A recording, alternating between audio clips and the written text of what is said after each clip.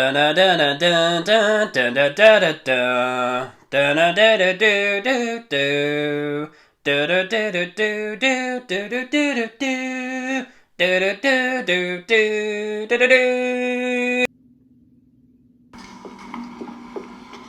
your prime directives?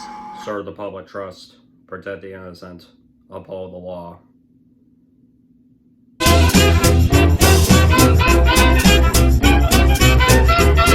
RoboCop! Finally!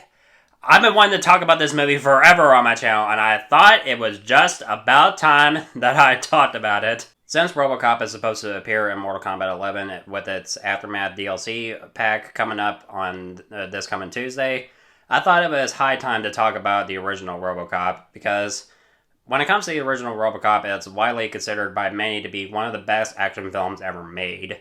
And a lot of people have things to say, including me, because a lot of us have loved this movie. I love it, and a lot of people love it. And I recently showed Austin this movie, and he said that ever since he watched the 2014 remake, he wasn't a fan of the character. It wasn't until I showed him RoboCop, he immediately changes his mind. So, you're welcome, Austin, and I'm happy that it's now on your top 15 list of favorite movies, like, ever. But for the most part, mostly when it comes to RoboCop, it holds a special place in my heart. I originally watched this film on cable, and I think it was on, I think it was on Stars at the time. I was, 15 at the time, and the moment I watched the movie, I was like, oh my god, this is actually amazing. This is good. And I am satisfied. This was a great movie. But is it perfect? Well, I'm gonna analyze it, so... And also, this is a big warning for anybody who hasn't seen the movie. This review is gonna contain some spoilers. You have been warned. So I'm sure that most of you are aware that this film was originally going to be given an X rating, mostly because of the film's level of violence. And the film's level of violence is so over the top, and I mean, it's one of the few things that a lot of critics praise, and they weren't afraid to go overboard with its level of violence. And for fuck's sake, I mean, especially the scene where they do the demonstration with the Ed 209, one of the most famous robots in cinema history. Please put down your weapon. You have 20 seconds to comply. And he just mows down one of the board members of OCP. And if you watch the director's cut, it goes on for a little bit longer. While the Ed 209 continues to shoot the board member, you could see blood and everything. While he's continuing to mow the guy down with his machine guns. Whew. And if you also watch the director's cut, you would notice that they extend Alex Murphy's death scene, and they weren't afraid to like I said, this movie is not afraid to get violent, and I can see why the Motion Picture Association of America would want to give the film its X rating, but of course they had to edit the film to receive its R rating. But mostly, it's not the violence that keeps the audience from coming back to the movie. It's the characters.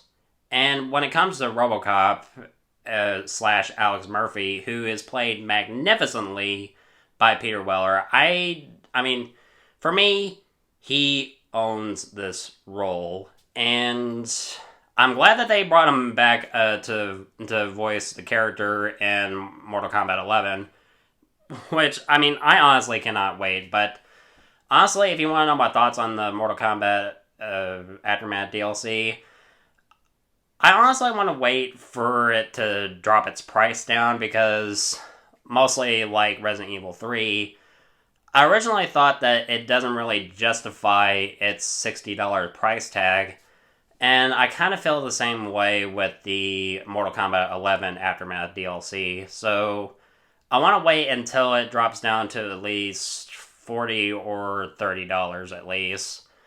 But with all that said, mostly I'm just glad that they brought back Peter Weller to voice RoboCop because he is amazing as this character, and as well as when it comes to the supporting cast, I mean, they do an amazing job, especially Nancy Allen, who plays his partner Lewis, and mostly, I mean, they have great chemistry, and that's what you like. I mean, you have like two people. I mean, they do care about each other. I mean, especially the one scene where right after Murphy is killed by Boddicker and his gang, she is devastated by the death of her partner, and she tears up and she starts sobbing. And right when Murphy is being taken to the emergency room and his life literally just starts fading away. I mean, he has like flashbacks to moments with his family, and his life is basically over. And when he's reborn as RoboCop, uh, what I mostly like also about the film is its score and that catchy theme song. Well, you get the point. Another thing that RoboCop is praised for is its action sequences. And there's a lot, and it's one of the few things that a lot of people love about the movie. And one in particular that's my personal favorite action sequence in the film, the Cocaine Factory. Oh my god, the score and how everything goes down. And of course, there's the line where RoboCop says, "Come quietly, or there will be trouble." And of course, I mean, you have Clarence Boddicker and some of his gang there, and one of them's like, he cocks his shotgun, and he's like, "Fuck you." And of course, the big shootout starts taking place, and there's one moment where RoboCop shoots one guy, and he accidentally ends up shooting another guy. The violence is over the top, but you just do not care because it's such a badass movie. And I love when RoboCop takes Boddicker and he throws him through like various windows, like while at the same time reading him his rights. And right when he's about to choke him to death, it triggers the third Prime Directive, and I love how he says that his Prime Directives are: number one, serve the public trust; number two, protect the innocent; and number three, uphold the law. And right when he's about to choke Boddicker to death, even though after he read him his rights, he even flat out said to RoboCop that he's a cop. And right when RoboCop lets Boddicker go, he responds with, "Yes, I am a cop." And another thing that a lot of people praise this movie for is how RoboCop eventually regains his humanity, because he was once a regular police officer with a great family. He was then killed, and he was later resurrected as a cyborg, and eventually he begins to regain some of his memories.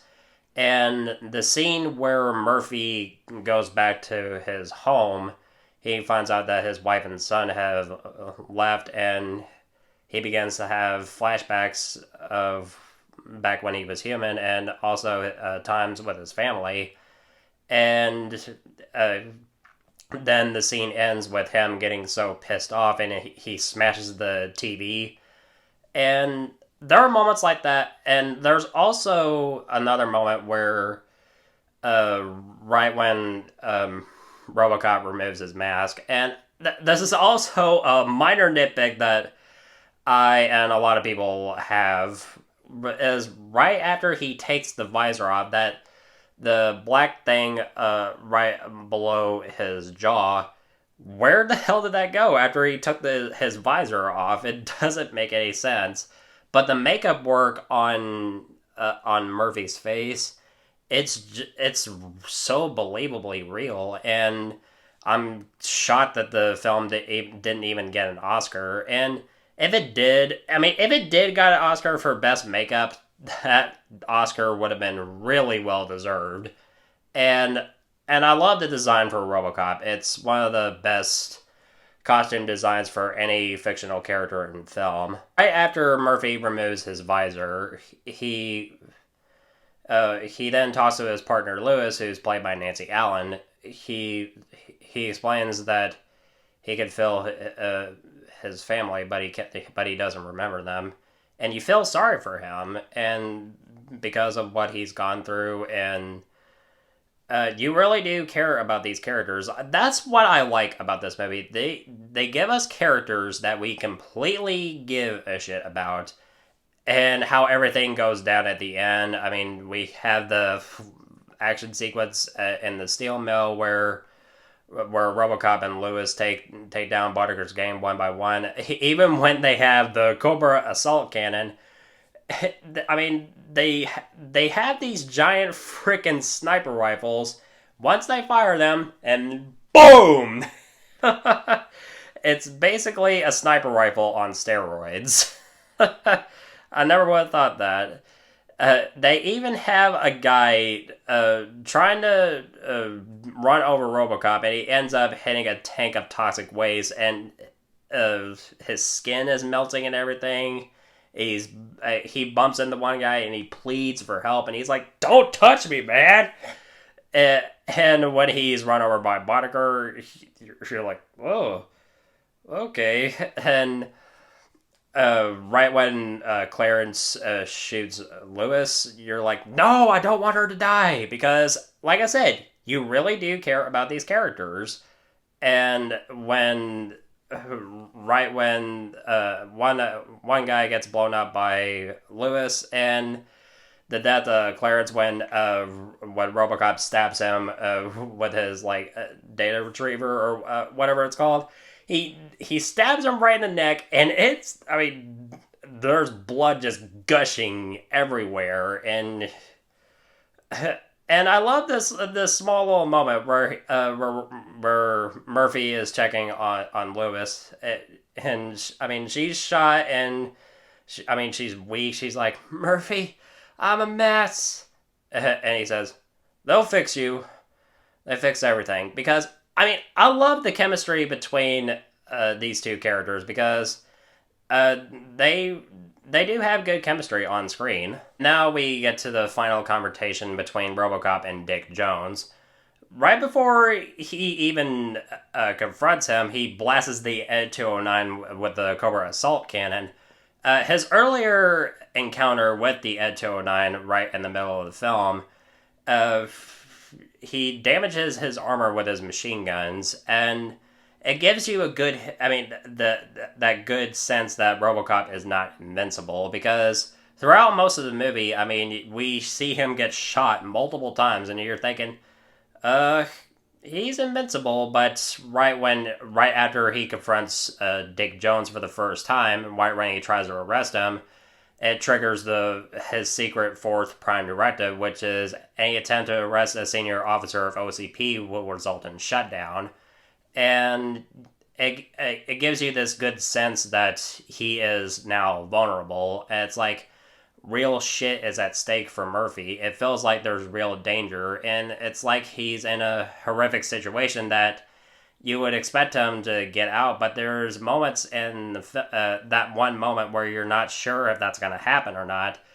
And there's also a very hilarious moment which involves the Ed 209 trying to go down a flight of stairs.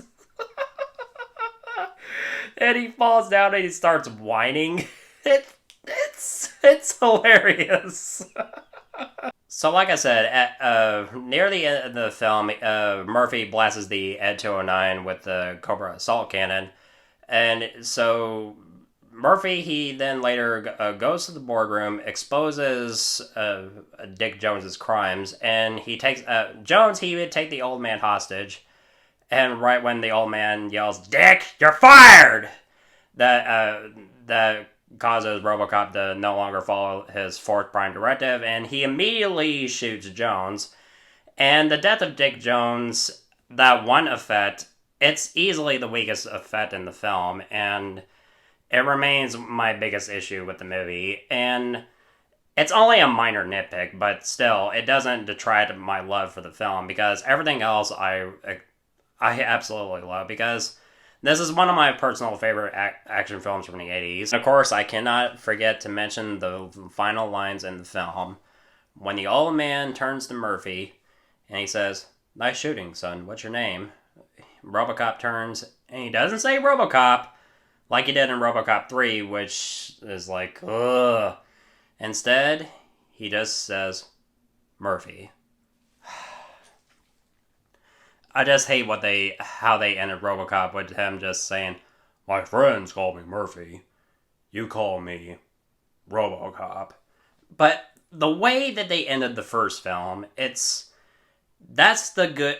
was the perfect way to end the film, with him just saying Murphy, which tells you that he has regained his humanity. I mean, he didn't say RoboCop, he said Murphy, because, there's the subtitle there on the movie's poster, "Part man, part machine, all cop."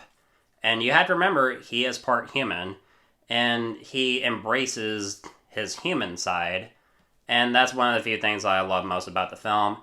I highly recommend RoboCop. If you have not seen the movie, I implore you, watch it as soon as possible, and I'm going to give RoboCop an A. So guys, what are your thoughts on RoboCop? Let me know in the comment section below, and if I encouraged you to watch the film, I hope you loved it, and thank you so much as always for watching. I'm looking forward to doing more videos really soon, and if you want my thoughts on old or new movies, of course, you know where to find me.